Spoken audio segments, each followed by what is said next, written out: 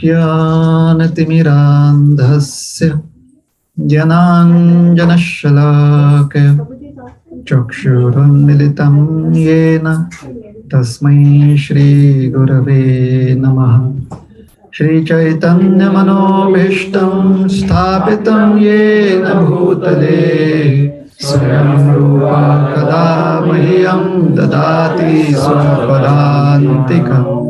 Namo Vishnu Padaya Krishna Preshthaya Bhutale Srimate Bhaktivedanta Swami Niti Namane. Namaste Saraswati Devi Gauravani Pracharine Nirvishesha Shunyavadi Paschatya Deshatarine Vanchakalpatarubhyascha Kripa Sindhubhya cha Patitanam Pavanebhyo Vaishnavebhyo Namo Namaha. Jai Shri Krishna Chaitanya Prabhu Nityananda Shri Advaita Gadadhar Shivashadi Gaur Bhakta Vrinda. Hare Krishna, Krishna Krishna, Hare Hare, Hare Rama, Rama Rama, Hare Hare.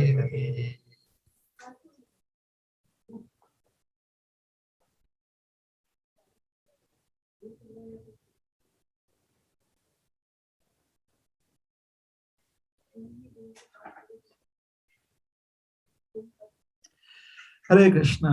Hare Krishna. Happy Gaur Purnima.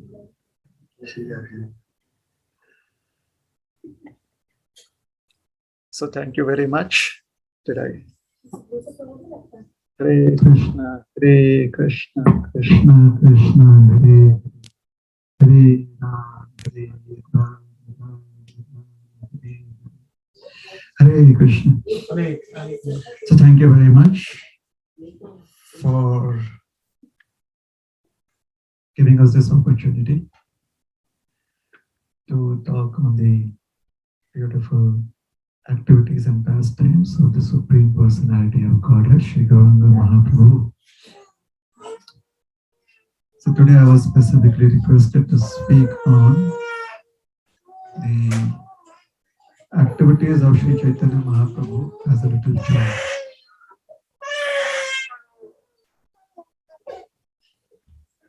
So,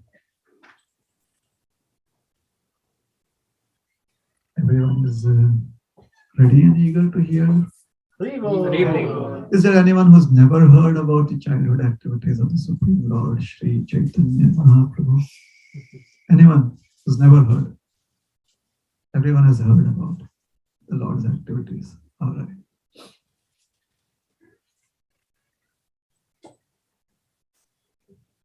So should we kind of just declare the topic done?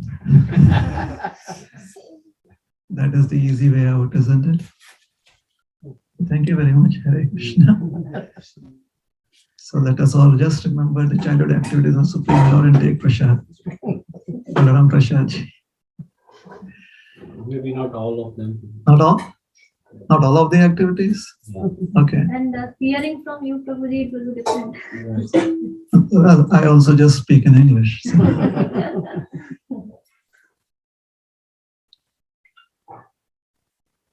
So we like to hear again and again because we are convinced that in this human form of life, we should dedicate our energies to self-realization as taught to us by great acharyas like His Divine Grace, A.C. Bhaktivedanta Swami Srila Prabhupada and the predecessor acharyas.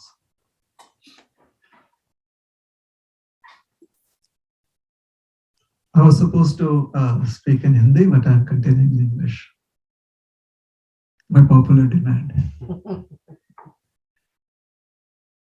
Is that all right? It's not all right. So everyone understands English, right? Yeah.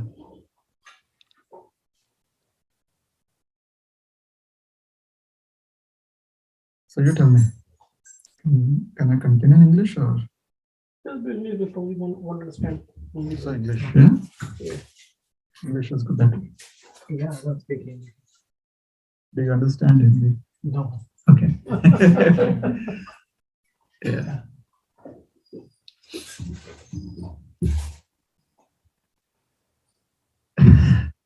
I just remembered a joke. I don't speak gibberish, but I understand gibberish. That's why I asked you. So, I think we've covered the descriptions up to the appearance of Lord Chaitanya. So he's appeared. So it was about, according to the English calendar, I think it was around the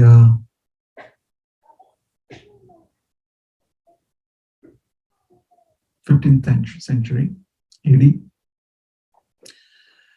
1586, if I'm not wrong. So it is the month of Falgun. Falgun is typically the month of February, March. Falgun Purnima. So the full moon night. There were two devotees specifically who had really facilitated the appearance of Lord Gauranga. One was Haridas Thakur, the other was Advaitacharya. Sachi Devi and Jagannath Mishra were already praying since many years. However, there was Advaitacharya who was anxiously waiting. Why was that? Because he noticed two particular ways in which society was functioning towards its doom. What he thought was doom, or it wasn't very healthy. The first was, and maybe we can relate to it also, the first was a lot of discussion on scriptures. However, the conclusion was never coming to the point of wanting to serve the Supreme Personality of Godhead. So there was a lot of technical discussions. Like people knew so many stotras and mantras, and they knew so many verses and chapters of the Holy Scriptures. These descriptions of Lord Chaitanya's pastimes are given in the Bengali language by various authors. Prominently for us, it is Krishnadas Kaviraj Goswami and Vrindavan Das Thakur. Prominently. So they speak in the Bengali language. In those days, in the Bengali culture, if someone was very learned, they were called as Acharya. They were given the title of Acharya. And in the Bengali language, in the Prakrit language, in the colloquial tongue, Acharya is addressed as, they wouldn't say, somehow in the Bengali language, the sound of the alphabet Y, the Hindi script or the Sanskrit script has the alphabet Y. So they typically in the native Bengali accent, it is always addressed as J.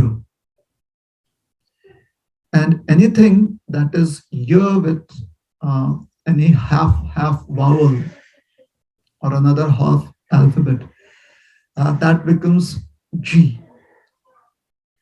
So Acharya would be Acharya, and if someone is addressed as Acharya Ji, it would be Acharji. If someone is very well learned in the rituals, that person is called as Bhatta. All over, in all sections of Vedic society, that person is called as Bhatta, Bhattar. In Maharashtra, we call as Bhadji, something like that. So in Bengali, that becomes Bhatta Acharya Ji. That is Bhattacharji. Now you get it? Yeah. So Bhattacharji. And similarly, Chatterjee. It is Chattopadhyaya. But Acharya Ji. So who would say Chattopadhyacharya Ji? So Chatterjee. Bhattacharji becomes Banerjee. All right. Mukhopadhyaya Acharya Ji becomes Mukherjee. Yeah. All right. So in the biographies of Chaitanya Mahaprabhu, Advaita Acharya looks around and sees many Bhattacharjis and Chattopadhyayas and the Mukhopadhyayas, all of them simply engaged in wranglings. Do you know this stotra? Do you know this mantra? You know, like sometimes in our congregation also, we address the children. Sorry about that. Narshinga prayers. Do you know this? Do you know Prabhupada prayers, Prabhupada Praniti? And the poor kid has to go like, yeah. So that is, these were big kids in their 30s and 40s, and this is how. So do you know this? Do you know that? They would know a lot of things. They were quite learned in the scriptures. However, then they couldn't bring that learning to any conclusion, specifically the conclusion of service. It wasn't. So all of them would go around simply flaunting their knowledge. How would that society be? Can you imagine? It's like in Navadvip, the place where Sri Chaitanya Mahaprabhu appeared, it is like Harvards and Oxford and IITs, everything in one place. All this super talented people, each one very adept at what they have learned and never reaching a conclusion. And they were totally, somehow or the other, they kind of had this innate, let us say,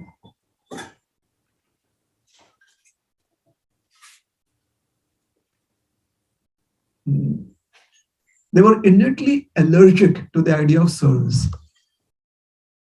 It's like, if I am so learned, why should I speak about service? It is more like people should speak about, or people should be excited to serve me. Because I am the king, or I am the big one here. So that was very predominant, very, very predominant in Navadvip. And Advaita Acharya would feel so concerned seeing this situation of society. And the second point, the second point of behavior that really affected Advaita Acharya was how people were wasting or they were using their time and energy in wasteful extravaganza. And Vrindavan Das Thakur describes that people could have only so many children. Like some of them, let's say they had 4 or 5 children, like 3 daughters, 5 sons, or something like that, or 5 daughters and 4 sons, whichever way. And because they were very learned, and in those days, that was where the commerce is. That is where the economy was in learning. Because if you knew certain things and you could tell people, yeah, why don't you get this particular um, add this to your life and your life will be better. Yeah, so it was like these super malls. They kind of display everything for you that, yeah, please take me with you home and your life will be better. You'll be happier in life. No? Isn't it? Don't you feel like that when you go to the mall?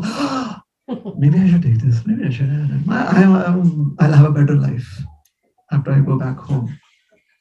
Correct? And so many times we have interactions like, do you know what's there at Costco's today? Was there at somewhere something else? Kroger's. Text people. Why? Because having gotten that, we feel that our life is much better than what it was. So in those days, these people, they had their brands, the Mukhopadhyayas, the Chattopadhyayas, they were the K brand, the whatever. That was the status that they had. So a lot of money, a lot of let us say revenue was being generated in Navadvip. They were these supers, what do you call it? Call it Fortune 500s. They were like the Fortune hundreds. There was no 500 there. Big time names, and they had children. So wasteful extravaganza. How they would get their children married? Birthday parties were already there, So please come to my child's, and 8 to 12 children. So kind of every month is a child. So you can do the math. So every year they had at least 10 months engaged, one per month. But it's a big thing, right? It's a big thing. Even today, isn't it a big thing? To have one's birthday celebrated is like a big event. Is it or is it not? It is. It gives us a chance to do so many things. I won't get into the details. Anyways, so they would do that. And then would be the marriage. Oh my God. Destination marriages? Can you imagine 8 to 10 children, each one? Like obviously, they had been through college.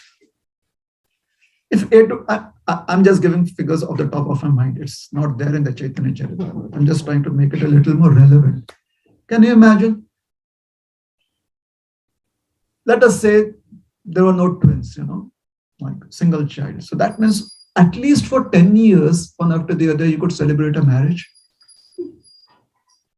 in one house. And what did I say? These are the Fortune hundreds. Can you imagine? What must be the revenue of the event management companies in Navadvip at that time? With all these functions going on, and how much money must be being splashed in all of this. Now, what I'm going to reveal will really interest all of you. After they had all their children married, they went into depression. Because no more they could celebrate birthdays. The children gone, they bought their own apartment, their own houses. They're in their own, like, hey, mom, dad, we will do our own thing. And yeah, you could come the other day because let us spend the time with our friends. We want to do that by ourselves. What do you think? 500 years ago, children weren't like that. Every generation is like that. So since they were doing their own thing, their parents now, after 20 years of them growing up till marriageable age, every year, 10 months, they had these super duper functions taking place at their Havelis, their palatial buildings. And then they had a marriage every single year till all their children got married. So by the time the children were in their 30s, The eldest child was in 30s and the parents would most likely be in their 50s. They had nothing else to do. They had so much money and they became a little irrelevant in society because they were no longer in page 3. You know what is page 3? Everyone knows page 3. It is a page where you get noticed in the magazines. Page 3 means you are in the happening space. They were no longer there. Somebody else was there. They went through severe depression. But these are very ingenious people. Ingenuity is there. They are very, very shrewd. So what did they do? They started adopting animals and keeping them as pets. So they had dogs and cats as pets, and parrots, and other kinds of exotic birds. And now they would celebrate the birthday party of their pets. The day my pet came into my house. That is what they started doing because they had so much of money. And they would do it, they would do it at the Vedic temple of those times. The Vedic temples were also booming. A lot of revenue coming in. The Gopalas of those times, the Gopala restaurants was doing well. Why? Because now the pets would be dolled up, would be all dressed up, and they would be asked to blow the candles and the Hare Krishna to you songs. As I said, they would do it the Vedic way. And dare any priest not do that. That priest would be Tadipar. You know what's Tadipar? Ostracized. The priest would not perform at their functions. And when they got bored of doing that, and if the pets would not cooperate, sometimes pets were like, what is this? They would get scared, right? They started having dolls. Boy and girl dolls. And they would started performing marriage ceremonies for their dolls. Please come for the marriage of my girl doll to the boy doll of so and so. Mr. Chatterjee's girl doll is getting married to the Mr. Banerjee's boy doll. When people don't have anything better to do, they use all of their learning. And if they have a lot of facilities, they use all of that facility for doing waste of time, waste of energy, and a lot of extravaganza. You come to our Loi Bazaar in Vrindavan and you'll understand what is extravaganza.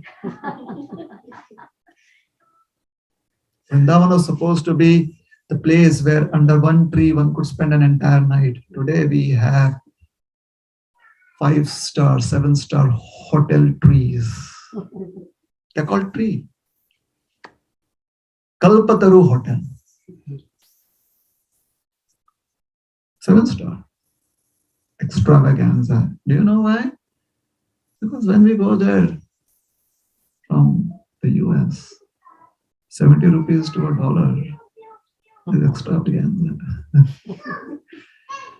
You can feel very happy giving a 10 rupee tip,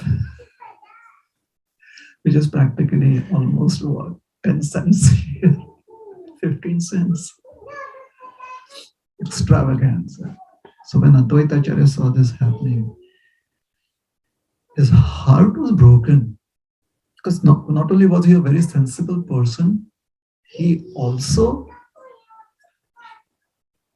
had sincere feelings of love and affection for humanity, for living entities. So he called upon the Supreme Lord that please, now you have to come because this, you know what is Sailab? It is like this flood of materialism cannot be stopped or overturned unless until you descend. So the month of Phalgun, when we understand this perspective, so this is Advaita Acharya's perspective. Haridas Thakur, he saw how the living entities were engaged in a lot of discrimination, disdain for each other, discrimination amongst each other, a lot of racism. And he saw people spending so much time in all of that that they did not have any energy and time left for chanting the holy names of the Lord. And since he is Namacharya, he is like tasting the mercy of the holy names. He really feels it is so important for all of these living entities who are caught up in so much of material wranglings that they receive the mercy of the holy names. So he also called upon the Supreme Lord, and that is how the Supreme Lord appeared about 500 years ago, 540 years ago in the land of Navadvip as a son of Sachi Devi and Jagannath Mishra. All right. So now he's appeared.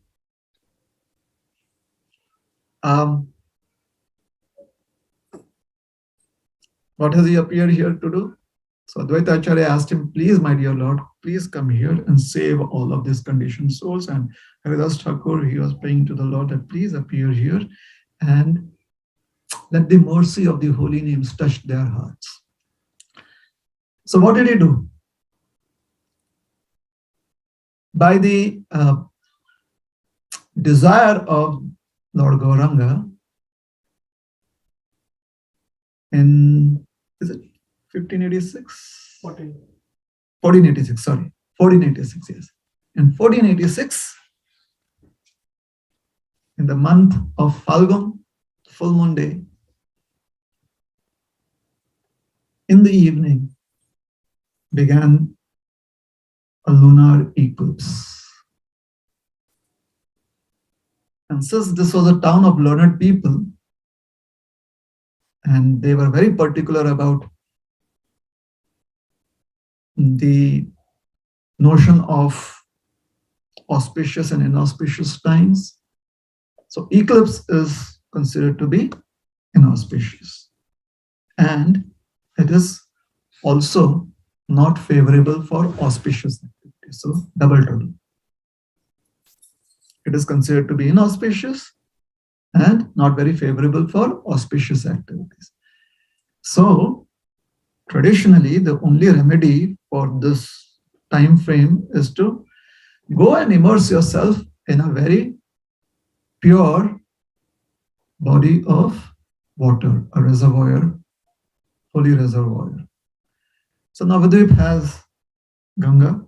Navadvip is situated on the banks of the Ganga. So most of the citizens of Navadvip were in the Ganga.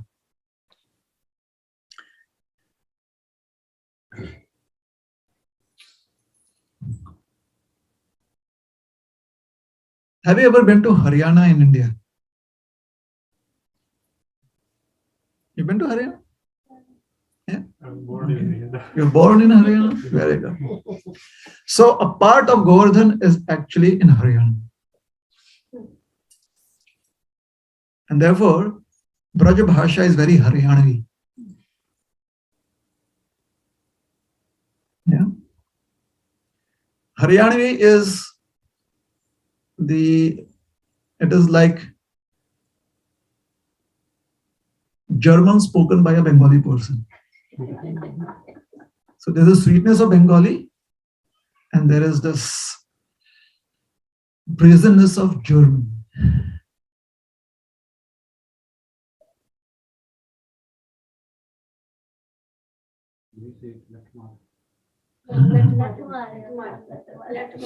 So anyways,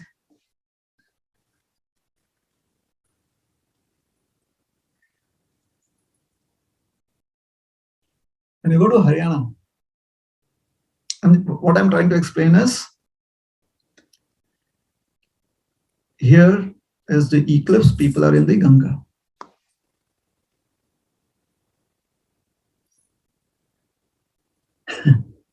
You go to Haryana. rural Haryana. You meet any Tau, you meet any elderly person, respectable person who's always addressed as Tau.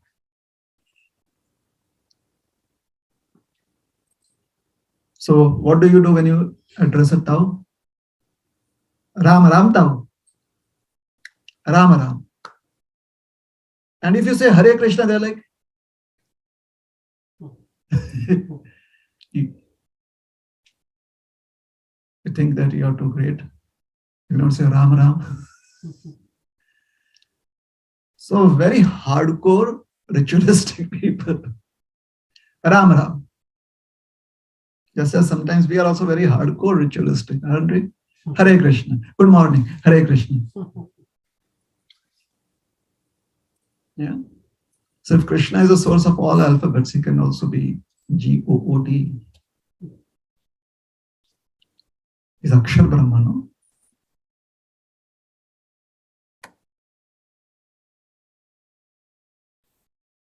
So anyways,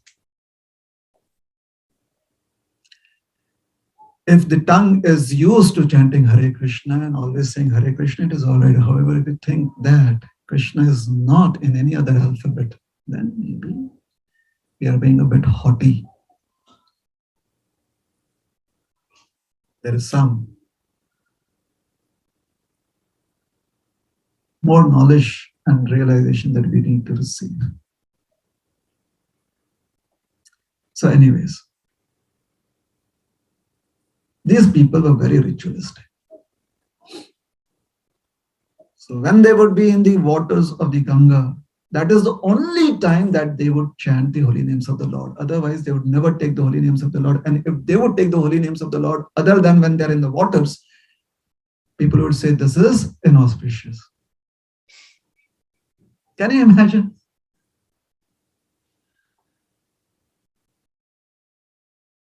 And they could only take two names. Pundarikaksha, Govinda.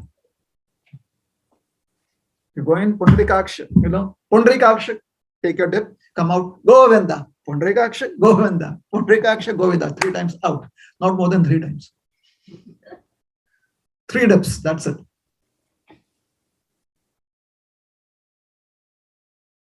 Like sometimes, how we ritualistic.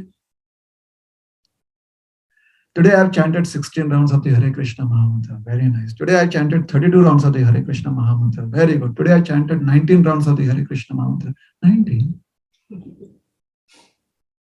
Oh, not 25. Mataji, not 60. 90. Seems something is wrong with 90. So Pundarikaksha Govinda. So it has to be 16, 20, 25, 32, 64, 108. Is that true? Like if one is chanting, let's say one is into 160s, the 60th round, the mala, 60th mala we are doing. And we are so tired, we are like, oh, I have to finish 64. Does anyone think 63? Because if you do 63, it's incomplete, isn't it? True? It's not. But rituals are rituals. That's how rituals affect us. True? Pundarikaksha Govinda. So here Chaitanya Mahaprabhu has appeared. Sachi Devi has just given birth to him. He appears moonrise, right? And the moon has arisen, eclipse. Everyone is bathing and everyone is saying, Pundarikaksha, Govinda, Pundarikaksha, Govinda, Pundarikaksha, Govinda. However, the devotees, they are chanting, Hare Krishna, Krishna Krishna, Hare Hare, Hare Ram, Hare Ram, Ram Ram. He made everyone in Navadvip chant the holy names. And therefore, Vrindavan Das Thakur and Acharya pointed out that is the potency of the Supreme Personality of Godhead. And he appeared The entire sky was reverberating with the sound of the holy names of the Supreme Lord.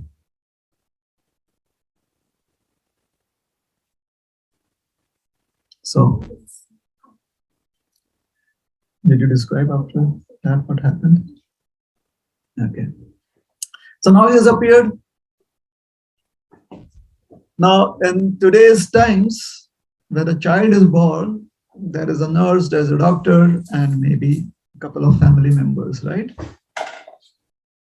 Father, typically that is the case, right? And then there is the nursery for the child. What is it called? The nursery? Neonatal care. That's where the child is sent. It used to be called the nursery in the English language previously. Anyways, so the neonatal care unit. In those days, the child is to be born, then you needed the midwife to help with the birth. You needed to have some of the other ladies around who could help. The male members would all be out, staying outside the room. And when the child is born, an astrologer or someone who knows astrology, Jyotish Shastra, is very important. Because in those days, an astrologer or a Jyotish knew about time. Not everyone knew about time. There were no watches like we have. So not everyone knew about time. So the Jyotishi, the astrologer knew about time. And not only that, the astrologers, because of their study of so many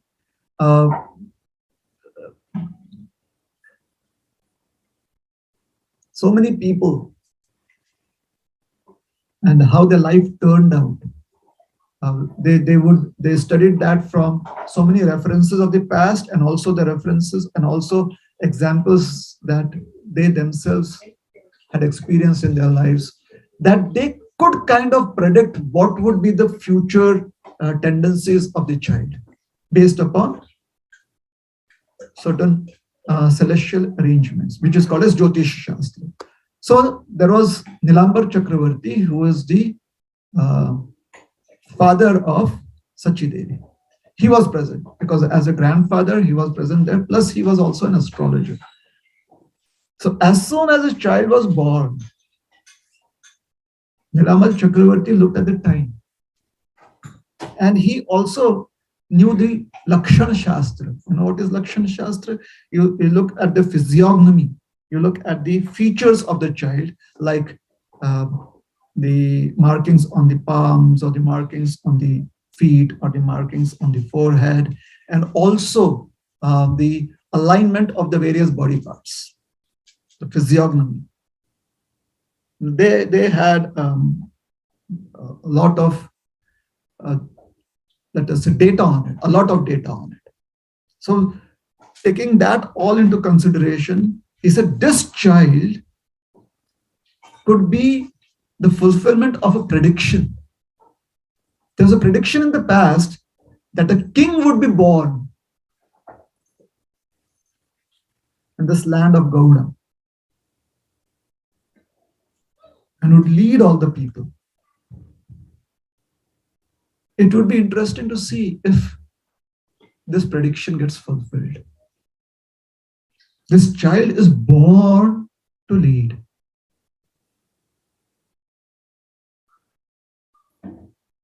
And there was another learned person and also an astrologer who had just happened to come there. Just the only identity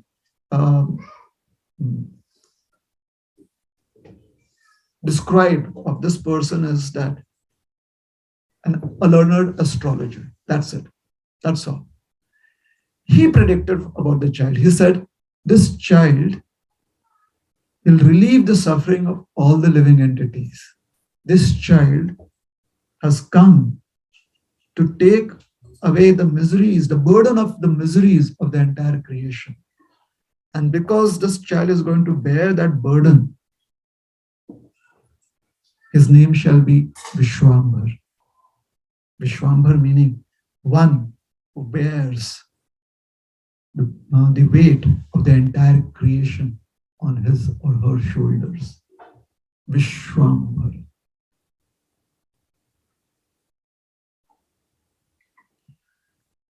Also, the child would be called as Navadvip Chandra. And then he went on to describe so many qualities of this child. Oh, before that, as soon as the people in the Ganga had heard that a baby was born, they all rushed to the house of Jagannath Mishra, wanted to congratulate him. So all of them were gathered there. When they heard such descriptions of this young baby, they all became very happy, and some said Jai, Jai, some said Hari Bol, some said Krishna, Govinda, and those who could not speak simply cried. And they had no idea why they were crying. It was as if an allergen had entered their system and was making them cry. And that was the allergen of spontaneous love for the Supreme Lord. Have you ever had such allergies? Spontaneous love for Krishna. Sometimes you get that, there's good kirtan and you go like, you have an allergic response. Or when you look at the deities, or you meet someone after a long, long time, you're like, your liver has started reacting to that allergen, that allergy. Spontaneous feelings. So they were crying. And then the astrologer, he made all the calculations. These astrologers are very smart. They immediately make all the calculations.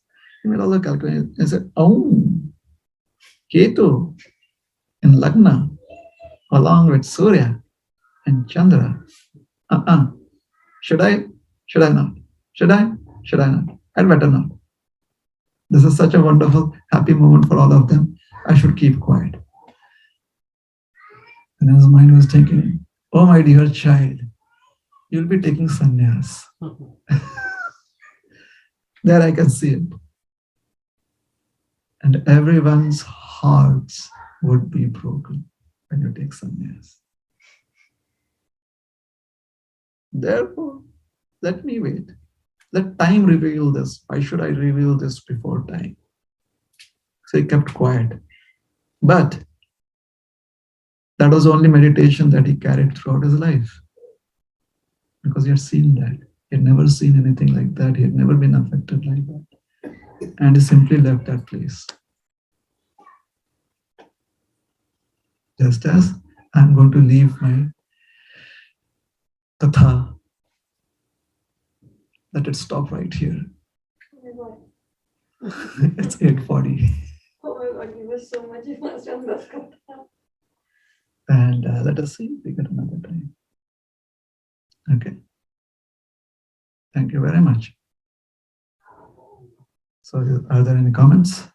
One question.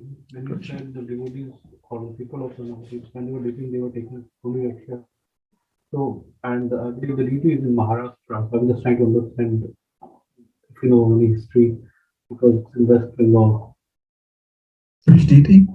Then they call Pundarikaksha. Pundarikaksha is the lotus-eyed Lord. Oh, okay. I thought this was a deity. Because I think you're talking about Panduranga. Oh, yeah. That's different. Pundarikaksha is a beautiful way of always addressing the Lord in the scriptures. Yeah. Any comments? Any feedback? Katha has to go on. Everybody is eager to listen. Eager to hear 15 more minutes. 15 more minutes. You can go as long as you want. It took me 45 minutes to just warm up. 16 more minutes. Then I have to kind of again re-energize myself. So it would take another 45 minutes. He told me 1 hour, so I stopped. 8:40. It's there in the Chaitanya Bhagavat. These descriptions are there in the Chaitanya Bhagavat. So Katha is constantly flowing there. Yes. I was just thinking the comparison you were giving, that was very nice. Thank you. Like you were able to relate with your current situation, but at that time we had the Chaitanya Mahaprabhu appeared by the mercy of Samvita Acharya and Haridas Thakur. You may say now you have by Prabhupada mercy we all have the ability to chant as Harinam, but still you say that Kali Yuga is propagating so fast and the degradation happening so fast. So do you want to say anything? Well, Chaitanya Mahaprabhu appeared because it seemed that it wasn't possible for anyone else to turn the tide, so to say. So he came and he did that. He stopped that flow or that flood of materialism. He stopped it and he gave us the Sankirtan mission, chanting of the holy names. So when so many others, his followers and their followers, and then finally Srila Prabhupada and so many devotees all over the world and so many other Vaishnavas now, they are trying to keep the ebb of materialism away, and they're able to do it. This is also happening by the mercy of Sri Chaitanya Mahaprabhu. At that point of time, Advaita Acharya felt it wasn't possible, humanly possible to do that. So the Lord had to appear and do his part. All right. Who we need for this? We have this thing now, right? And I've heard many times from several devotees, and even I heard online from one of the devotees, even the brahmacharis are struggling with the advent of the smartphone. It's good to struggle as long as we know in which direction the struggle should go. So one should not give in. One should not lose that battle. Struggle is good because it shows at least we are alive. We know what is right and we are trying to overcome the impediments that helps us do the right thing. So if we are struggling in the right direction, then there is hope. Is that okay? Yeah, I mean, personally, so there is a magic happens, and this is get rid of our life, which is like has become quite essential part of, integral part of our life. Referring to the phone, and the different apps on it. The apps and our work and everything is, even the devotee network, right? Now WhatsApp and Telegram or Facebook, because we use for preaching also, but at the same time, it's not just that, right? So it's probably someone who is very, very strong in their sadhana and their discipline. Otherwise, you spend too much time on the non-essential things on these social platforms, and that's what I was referring to. How do we deal with this? And it's because the nature of the work and everything, even now the old form is not supported by the new networks. Even though you can carry 3300 Nokia, but it is not supported. Yeah, I have no idea what versions they are, but I accept your statement. Yes, there are going to be older versions, newer versions coming. The idea of non-essentials is, or the understanding of non-essentials is in terms of theology or in terms of philosophy.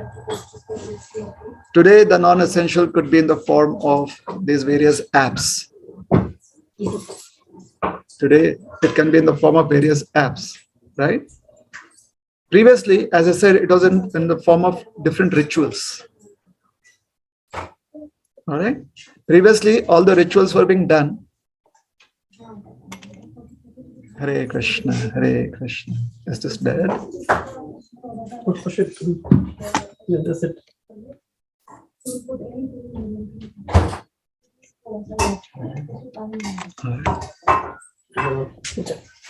The rituals are meant to help us focus our mind through mechanical means. That is why rituals are there. Do this so many times so that through this mechanics, the mind can be focused on the purpose. purpose being service. All right. Those same rituals led people to being very arrogant, to becoming very arrogant. It led people to becoming more concerned about the numbers than the purpose, more concerned about the externals than the goal to be achieved. Rituals did that. Today, it has become a ritual, right? Every morning, as soon as I wake up, first thing. Yeah.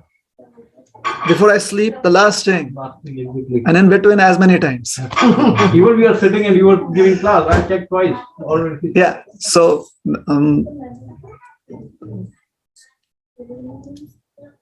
that which is non-essential can take various forms. At the same time, that which can be an instrument of service can also take various forms. It could be the same apps, which could be the form in which one can render service. As you said, there are so many ways preaching happens. It's through these very apps. So, a very clear understanding of concepts is helpful. The more a person is open to knowledge, receiving knowledge, assimilating knowledge, and dissemination of knowledge, the more a person is in the know, is in the glow of Gyan or knowledge. That is helpful because knowledge gives you sight. So if you're chanting Hare Krishna, we should do it in knowledge. And in simple words, Prabhupada gave us what is that Gyan is, that knowledge. Oh Krishna, the Supreme Personality of God. Oh Lord Ram, the reservoir of all pleasure. Oh Srimati Radharani, the pleasure potency of the Lord. Kindly engage me in your service. This is knowledge. However, if Hare Krishna is simply about, oh Hare Krishna in the morning, before this time, I have to finish so many things. And then the rest of the day I am free. So the same activity is done with limited knowledge. So then we get limited reciprocation. All right. So that is how non-essentials, they kind of become impediments. But I will wait if anybody has other questions. Hare Krishna.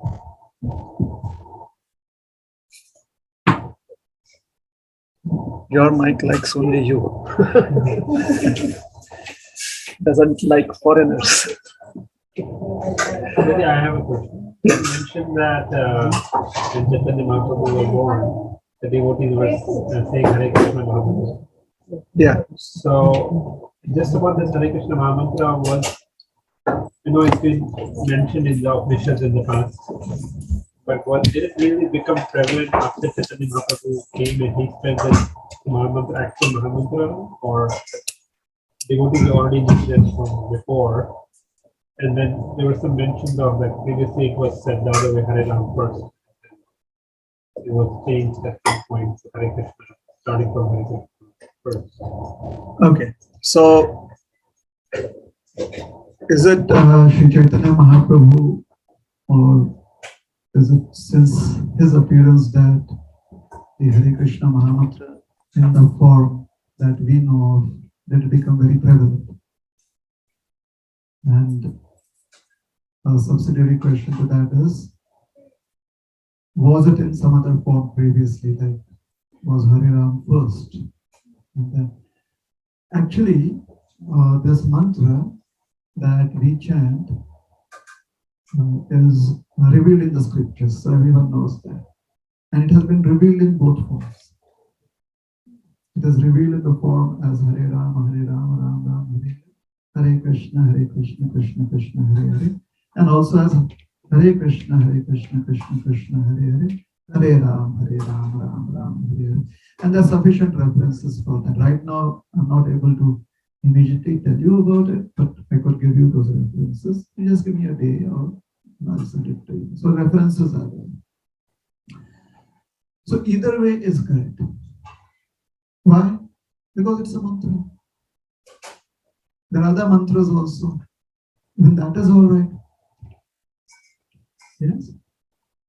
Like Om Namo Narayanaya Namaha. People generally do not end it with Namaha, but you could do it like that.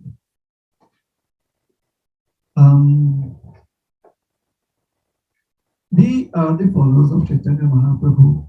It has been explained to us that in the literatures of the Goswamis and further on, that we must chant the Hare Krishna Mahamantra.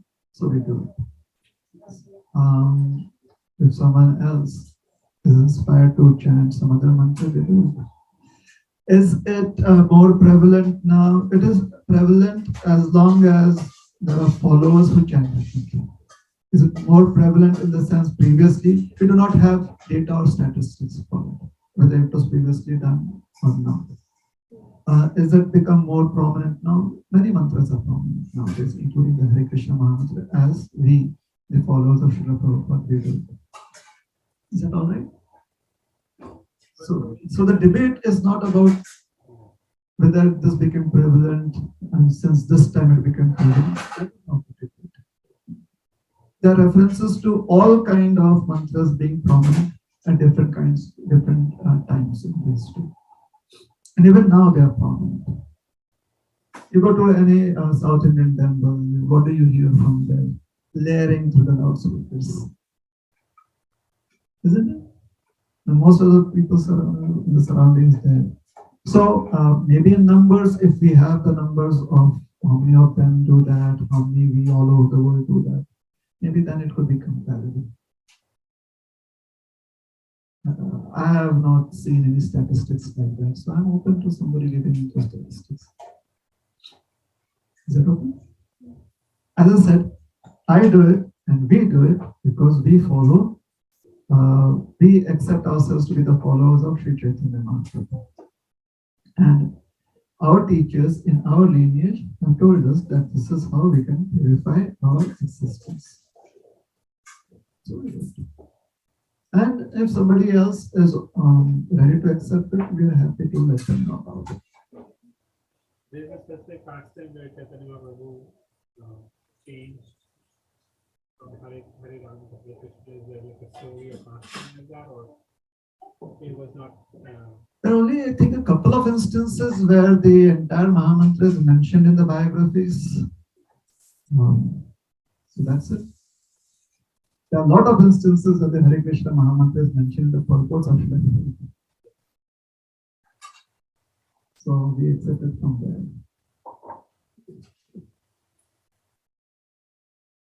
Just because that is what a follower or a disciple is supposed to do, accept it from the spiritual master.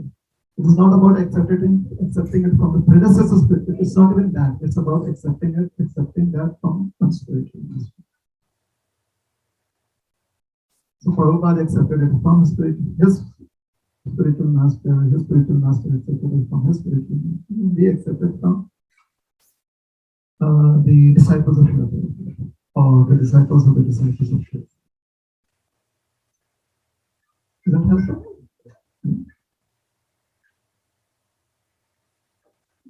Anything else? So since you had so much close association of Guru Maharaj, anything you want to share with us, some form of instruction that you got or something which can help us also in our devotional service or life as well? So it seems that I had a lot of association of His Holiness Radhanath Swami. So could I share something inspiring about those interactions?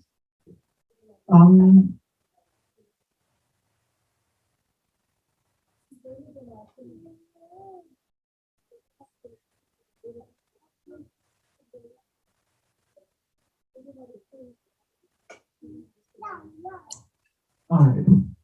First of all,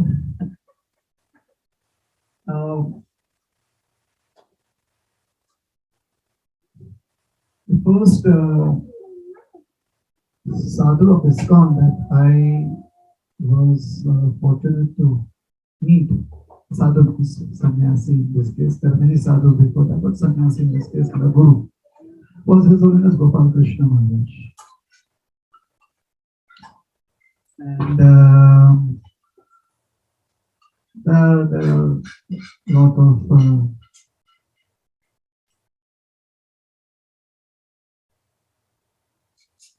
there are, let us say, so many instances where there was some interaction. Then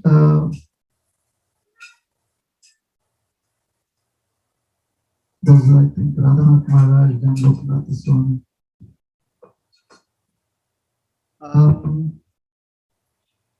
I feel very grateful that I could take initiation from His Holiness Radhanath Swami Maharaj.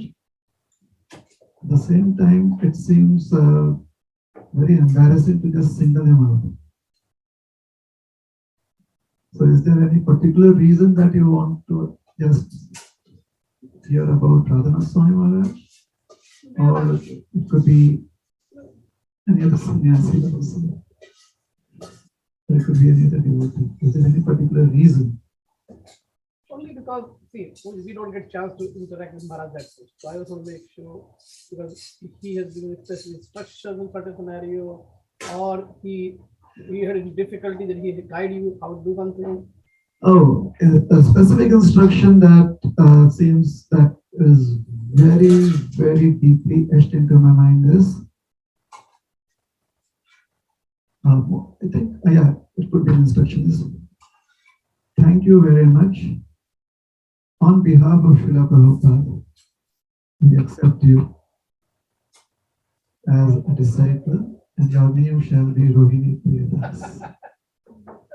Because before that, I had said that I will sincerely every day chant 16 rounds of the Hare Krishna Mahamantra daily on my chanting beats and follow the four principles. So he said, thank you very much. That instruction, I think, is so heavy. And you must have also received that instruction, isn't it? Yes. Is that all right? I'll make it more specific. What is Maharaj or devotees or other Guru Maharaj instructions on the devotee interaction or interactions, devotee interaction? Okay.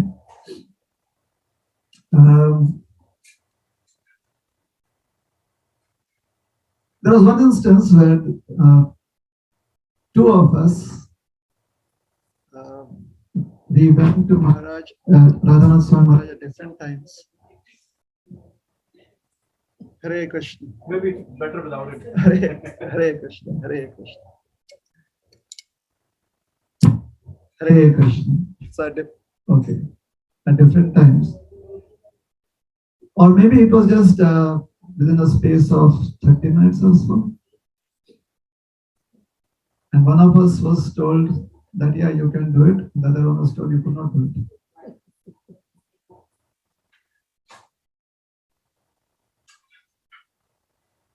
So, it depends on the circumstances.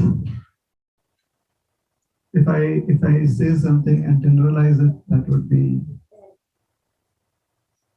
I think that would be very little unjust to that specific interaction or situation.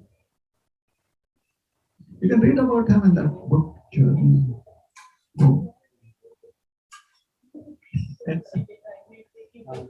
New books. Everything that we need is there in the books that we read in ISKCON, everything that we need. And for you to have your own particular, let us say, interaction with any celebrity in our movement, any holy celebrity in our movement, feel free to try and feel free to do that. My food cannot satisfy you. As simple as that. I can tell you that I ate nice rasagullas. Oh my God, it's so lovely. All you can do is like either feel jealous of me or feel happy for me, but I don't think so. You will be getting nourishment from it. So feel free to have your own rasagullas. It's a free world, right? Isn't it that the first amendment or what is it? Freedom to speech and act or something like that. To do. I mean, I take it, but basically, if I take it further, like even with the free world, then when I'm on the street and seeing a devotee, the devotee has a choice to say Hare Krishna to me or reply to me, or he can just ignore me. Yeah. And I just accept it. Yes, that has happened a lot of times in my interaction with this great personality too. I could either be heard or just unnoticed. So yes, it's a free world, isn't it? Yeah.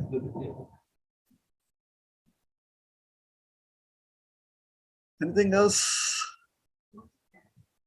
I had the few questions. Yeah, I think already that. My question is not related to topic, but actually we read this word mental speculation in Srila Prabhupada book so many times.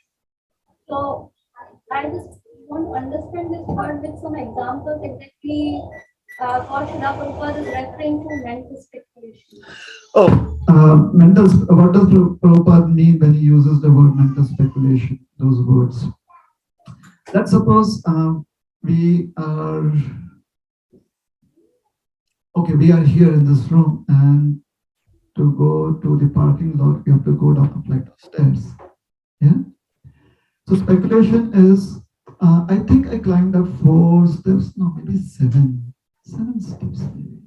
So that is speculation.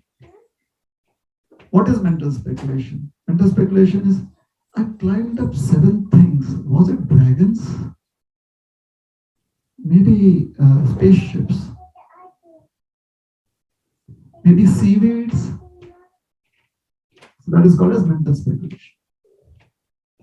Mental speculation is when we try to conjure something that is beyond reality.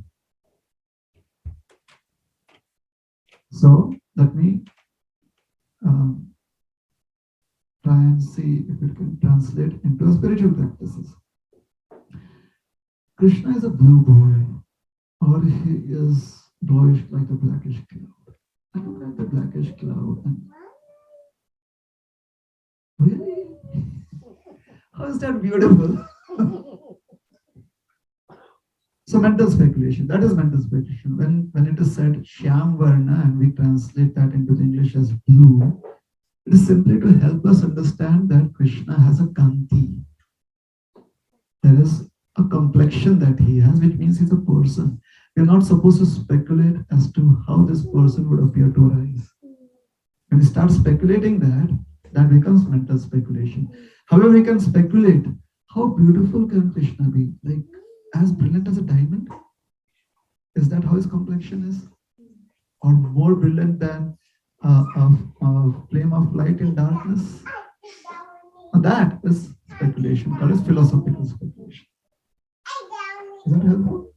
Yes, trying to so whatever we are reading in scriptures, we should believe in that. And I mean, we have never seen Krishna, so in some way we have to speculate.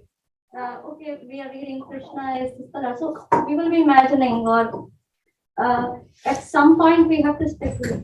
So, we believe in scriptures when scriptures tell us that one can see Krishna when one is pure.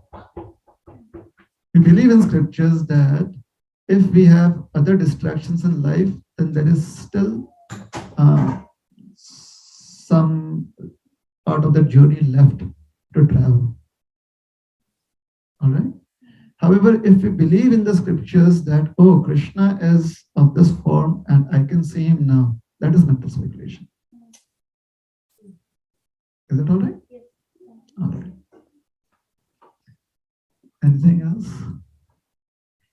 I will ask my question for you. Yeah. So one question is to me, I have a friend, his name is Harry, and there are so many names, like we have the name and it says right in Kali Yuga, the name is more powerful than in fact Ramana we hear the more name. So in a way, a lot of people, even in Muslim culture or Christian culture, are taking some way or other way that God's name. So are they getting any benefit with, without even knowing it?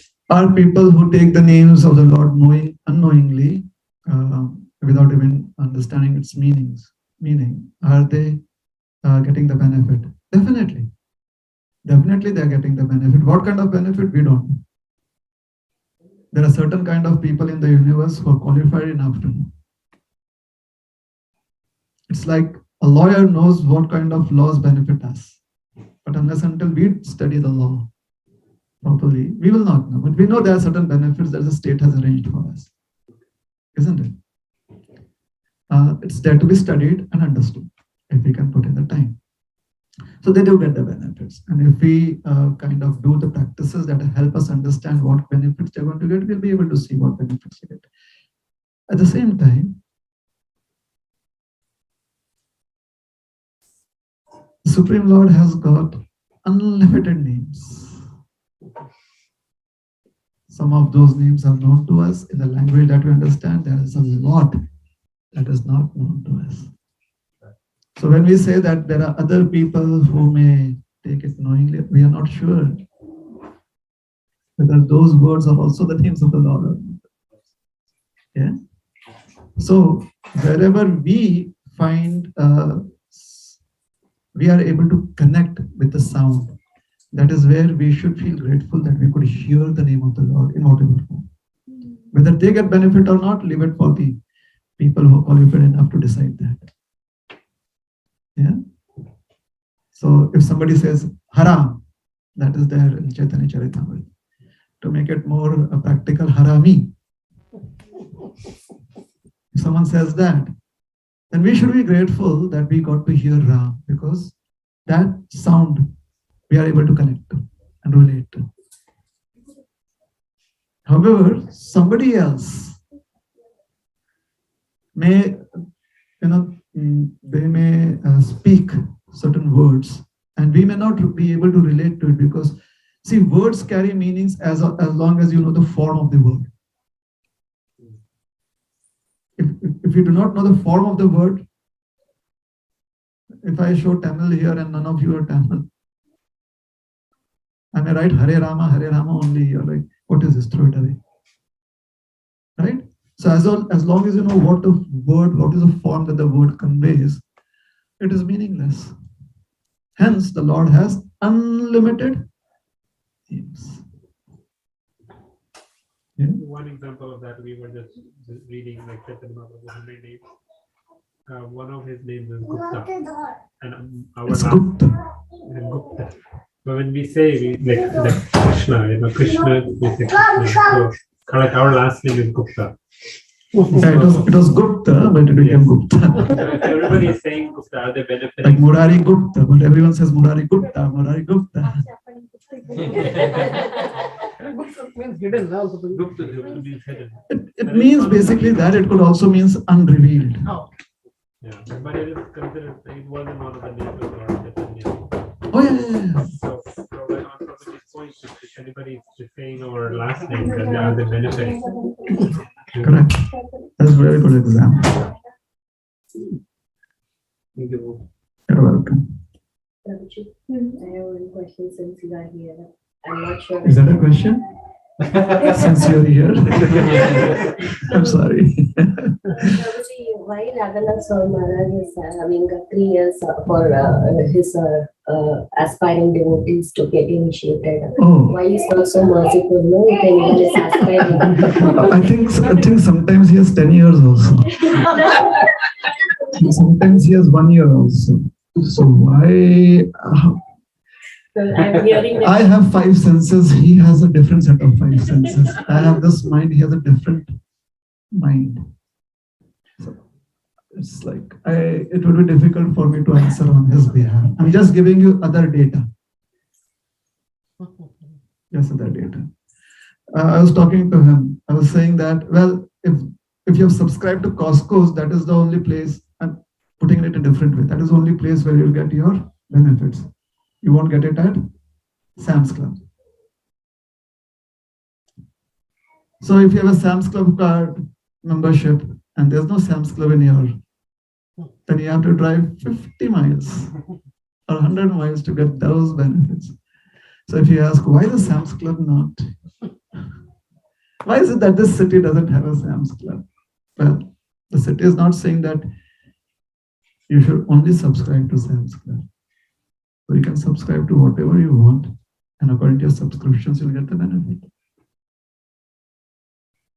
Is that helpful?